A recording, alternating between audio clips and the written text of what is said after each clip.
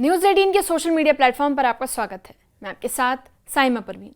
Iran से cease fire के बाद जैसे ही थोड़ी राहत की उम्मीद जगी और जैसे ही ईरान और इजराइल के बीच का हमला थोड़ा रुका, इतने में ही इजराइल ने गाजा में तबाही मचा दी।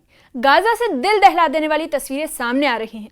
दरअसल इजरायली सेना ने गाजा के कई इलाकों पर इतने भीषण हमले किए। हमले किस तरह के थे, इसका अंदाजा वहां की तस्वीरों से लगाया जा सकता है। इसके अलावा गाजा में मारे गए लोगों के आंकड़ों से भी अंदाजा लगाया जा सकता है। इजराइल ने गाजा पर जो हमले किए उसमें सिर्फ 2 मिनट के अंदर करीब 72 फिलिस्तीनी मारे गए और इन मारे जाने वाले लोगों में से बच्चे, महिलाएं और मासूम नागरिक भी शामिल हैं। इनमें हमला इतना तेज था कि खान यूनुस में पूरा एक तंबू और उसमें 14 परिवार भी जलकर राख हो गया। आइए जानते हैं इस हमले की पूरी कहानी। दरअसल इस हमले की शुरुआत ईरान और इजराइल के बीच हुए सीज फायर के बाद हुई। जैसे ही ईरान और इजराइल के बीच सीज फायर की घोषणा हुई, उसके तुरंत बाद गाजा में धमाकों की आवाजें गूंजने लगी और हमले के तुरंत बाद इजरायली सेना ने दावा किया कि वो हमास के बचे हुए ठिकानों को खत्म कर रही है। लेकिन गाजा की जमीनी हकीकत कुछ और ही कहती है। खान यूनुस, जबालिया जैसे घनी आबादी वाले इलाके में अचानक मिसाइलें गिरने लगी। आम नागरिकों के घर, स्कूल और शिविर तबाह हो गए। इजराइलियों का कहना था कि ये एक टारगेटेड ऑपरेशन है जिसमें सिर्फ हमास के ठिकानों को टारगेट किया जा रहा है। लेकिन जिस तरह से आम लोगों की जान गई, उससे ये साफ हो गया है कि हमला सिर्फ हमास पर नहीं था। ये एक ऐसा सैन्य अभियान बन गया जिसमें ज्यादातर गाजा के लोगों की मौत हुई, जिसके बाद हर जगह तबाही का मंजर है और अफरा तफरी और बच्चों की चीखों ने सबको झकझोर कर रख दिया। आपको बता दें कि इस तेज और जानलेवा हमले ने 2 मिनट के अंदर ही भयंकर तबाही मचा दी। आप इस बात से समझिए कि सिर्फ 2 मिनट के अंदर कम से कम 72 लोग मारे गए और इजराइल ये दावा करता है कि उसका निशाना कोई आम नागरिक नहीं बल्कि हमास का टॉप कमांडर हखाम मोहम्मद इस्सा था। लेकिन बात यही है कि हमास का टॉप कमांडर हखाम मोहम्मद इस्सा के छिपे होने का दावा किया जा रहा था वो उसी जगह पर जहां आम लोगों का आशियाना था। यानी इस हमले में इजराइल के हमले का शिकार हुए गाजा के लोग, जिससे ये हुआ कि तबाही में गाजा के लोग चपेट में आ गए और हालत ये रही कि टेंट में 14 परिवार जलकर राख हो गया, जिसमें 3 बच्चे और उनके माता पिता की जान चली गई और हमले के बाद हर जगह सिर्फ राख, धुआं और मलबा ही बचा। आपको बता दें कि गाजा में तबाही इतनी भयंकर हुई कि मौत के आंकड़े सुनकर आपका दिल दहल जाएगा। गाजा के स्वास्थ्य मंत्रालय के अनुसार, यानी खुद गाजा के स्वास्थ्य मंत्रालय ने मरने और घायल होने वालों के आंकड़े जारी किए हैं। स्वास्थ्य मंत्रालय ने बताया कि अक्टूबर 2023 से अब तक, यानी जब से गाजा पर हमला शुरू हुआ तब से अब तक गाजा में 56,412 लोग मारे गए और 1,33,054 लोग से ज्यादा लोग घायल हुए। लेकिन कई रिपोर्ट्स दावा करती हैं कि असली संख्या इससे कहीं ज्यादा है। हमले में इतने लोग मारे गए कि कब्रिस्तान भी पूरा भर चुका है और अब कब्रिस्तान में मुर्दों को दफनाने की जगह ही नहीं बची, जिसके बाद मुर्दों को कब्रिस्तान के अलावा सड़कों पर ही दफन करना पड़ा। वहीं आपको बता दें कि गाजा में अब तक खाने पीने का सामान, दवाएं, बिजली सब कुछ खत्म हो चुका है और मलबों के नीचे अभी भी लोग दबे हुए हैं। अब आपको यह भी बता दें कि हखाम मोहम्मद इस्सा कौन थे जिसके पीछे इजराइल इतनी बुरी तरह पड़ी हुई है। तो आपको बता दें कि हखाम मोहम्मद इस्सा हमास का बेहद ताकतवर और एक्सपीरियंस्ड टॉप कमांडर था। आईडीएफ दावा करती है कि वो 7 अक्टूबर 2023 के उस हमले का मास्टरमाइंड था जिसमें कई इजरायली नागरिक मारे गए। इस्सा ने सीरिया और इराक में युद्ध की ट्रेनिंग ली थी और 2005 से गाजा लौटकर हमास की सैन्य रणनीतियों का हिस्सा बन गया। वो हमास की जनरल सिक्योरिटी काउंसिल का सदस्य, अल कसाम ब्रिगेड का ट्रेनिंग हेड और मिलिट्री एकेडमी का सह संस्थापक यानी को फाउंडर था। उसकी भूमिका सिर्फ हमले नहीं बल्कि हमास की पूरी सैन्य संरचना यानी उसके स्ट्रक्चर को मजबूत करने में थी। इजराइल का कहना है कि इस्सा को मारकर उसने एक बड़ी जीत हासिल की है। वहीं जब सीधा हमला नहीं किया गया तो गाजा के लोगों को उन्हीं के खाने के जरिए मारने की साजिश रची गई। यानी गाजा में अब सिर्फ बमों से नहीं बल्कि राहत सामग्री से भी खतरा सामने आ रहा है।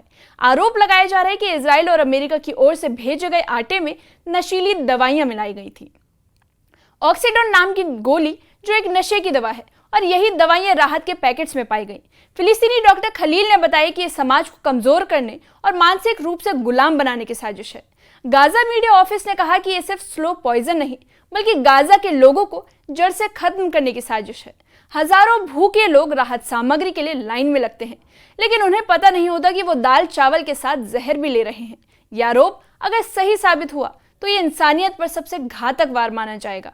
गाजा में जब हमले शुरू हुए तो लोग समझ नहीं पाए कि इससे बचा कैसे जाए। हर ओर धमाके, टैंक, मिसाइल और लड़ाकू विमान था। बिजली, पानी, इंटरनेट सब कुछ ठप हो गया था। जो लोग किसी तरह बच भी गए वो मलबे के ढेर के बीच अपनों की लाशें तलाशते रहे। कई घर अब सिर्फ राख का टीला बन चुके हैं। बच्चों की किताबें, जूते और खिलौने खून में सने हुए हैं। इजरायली सेना कह रही है कि उसने हमास के ठिकानों को निशाना बनाया, लेकिन मारे गए लोगों की तस्वीरें बता रही है कि बम ज्यादा घरों पर गिरे। राहत और इलाज की कोई व्यवस्था नहीं है। लोग फटे कपड़ों में अस्पताल के बाहर घंटों लाइन में लगे रहे। ये सिर्फ एक सैन्य ऑपरेशन नहीं बल्कि ये इंसानी जिंदगियों को रौंदने वाली बर्बादी की मिसाल बन चुकी है। अब आपको बता दें कि इजरायली सेना ने इस सैन्य अभियान का नाम दिया है गिदोन चैरियट्स, और इस अभियान का मकसद बेहद खतरनाक है। इसका मकसद है हमास को पूरी तरह खत्म करना और बंधकों को रिहा करना। इस ऑपरेशन में अब तक सैकड़ों टैंक गाजा के भीतर घुस चुके हैं। इजरायली एयरफोर्स लगातार मिसाइलें और बम बरसा रही है। सेना ने कहा कि वो गाजा के हर रणनीतिक इलाके पर कब्जा कर रही है ताकि भविष्य में हमास फिर सिर न उठा सके। लेकिन यह ऑपरेशन अब आम लोगों के लिए नर्क बन चुका है। टैंकों के पीछे जलते घर, रोते बच्चे और चीखती महिलाएं छोड़ दी गई हैं। गाजा की एक मां की कहानी आज भी सोशल मीडिया पर लोगों को रुला रही है। हमले के बाद अपने बच्चों को खोने का दर्द बयां करते हुए मां बताती है कि बम गिरने की आवाज से उसकी नींद टूटी, बच्चे चीखने लगे और जब उसने उठकर देखा तो उसका पूरा टेंट बिखर चुका था। उसके तीनों बच्चे इधर उधर फेंके हुए थे।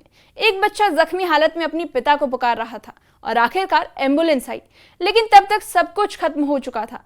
ये सिर्फ एक माँ की कहानी नहीं बल्कि गाजा के हजारों परिवारों की एक सच्चाई है। बच्चों की चीखें, जले हुए कपड़े और अधूरी सांसें। युद्ध में हार किसी देश की नहीं बल्कि मासूमों की होती है।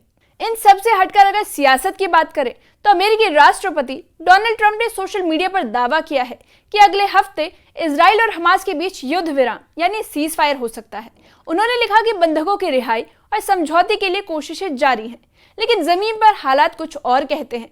ट्रंप के दावा करने के बाद भी गाजा पर मिसाइलें अब भी गिर रही हैं और लोग अब भी मर रहे हैं, जिसके बाद लोगों ने ट्रंप को सवालों से घेर लिया और कहा कि क्या ये बयान सिर्फ एक पॉलिटिकल चाल है या वाकई कोई शांति का रास्ता खुलेगा। लोगों ने याद दिलाई कि इससे पहले भी जब सीज फायर हुआ था वो ज्यादा दिन नहीं चल पाया। फिलहाल कोई पक्का संकेत नहीं है कि इजराइल अपने ऑपरेशन को रोकने वाला है। इसलिए ट्रंप के बयान से ज्यादा लोगों की नजरें अब इस बात पर टिकी हैं कि अगले कुछ दिन गाजा के लिए राहत लाएंगे या ज्यादा बर्बादी।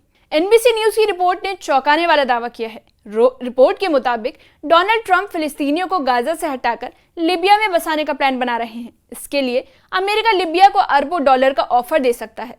प्लान ये है कि करीब 10 लाख लोगों को गाजा से निकाल दिया जाए। इससे इजराइल को गाजा का पूरा नियंत्रण यानी कंट्रोल मिल जाएगा। पहले भी ट्रंप ऐसी बात कह चुके हैं, लेकिन इस बार बातचीत लीबिया के नेताओं से शुरू हो चुकी है। अगर ये शिफ्टिंग हुई तो ये एक समुदाय को अपनी जमीन से पूरी तरह जड़ से उखाड़ने जैसा होगा। वहीं आपको ये भी बता दें कि गाजा के कई इलाके अब इजरायली सेना के नियंत्रण में हैं, यानी उसके कंट्रोल में आ गए हैं। सेना ने बताया कि उन्होंने दक्षिणी गाजा के खान यूनुस और उत्तरी गाजा के जबालिया इलाके में अहम ठिकानों पर कब्जा कर लिया है। टैंक और बख्तरबंद गाड़ियां दिन रात इन इलाकों में गश्त कर रही हैं। इजराइल इसे एक रणनीतिक जीत मान रहा है और कह रहा है कि ये नागरिकों की सुरक्षा के लिए एक जरूरी कदम है। वहीं इजराइल के प्रधानमंत्री बेंजामिन नेतन्याहू का कहना है कि गाजा को हमास मुक्त कराकर ही रहेंगे। उनका फोकस सिर्फ आतंकवाद पर नहीं बल्कि पूरे गाजा पर अपना कंट्रोल बनाने का है। नेतन्याहू ने यह भी साफ कर दिया कि वो गाजा के फिलिस्तीनियों को शिफ्ट करना चाहते हैं और हमास को जड़ से खत्म करना चाहते हैं। गाजा में तबाही का ये सिलसिला थमने का नाम नहीं ले रहा। हर ओर तबाही, हर तरफ मातम और हर दिल में डर। इजरायली हमले ने गाजा की जमीन को लहूलुहान कर दिया है। ऑपरेशन के नाम पर आम नागरिकों को मारा जा रहा है। बच्चे, महिलाएं और बूढ़े कई सुरक्षित नहीं हैं। राहत सामग्री तक में जहर की साजिश और बमों की बारिश के बीच इंसानियत कराह रही है। नेतन्याहू का मकसद एकदम साफ है कि गाजा पर पूरी तरह कंट्रोल और फिलिस्तीनियों को जड़ से उखाड़ना। वहीं अमेरिका की सियासत और ट्रंप की बयानबाजी से हालात बदलते नहीं दिख रहे हैं। इस मामले पर आपकी क्या राय है? कमेंट सेक्शन में कमेंट करके बताइए।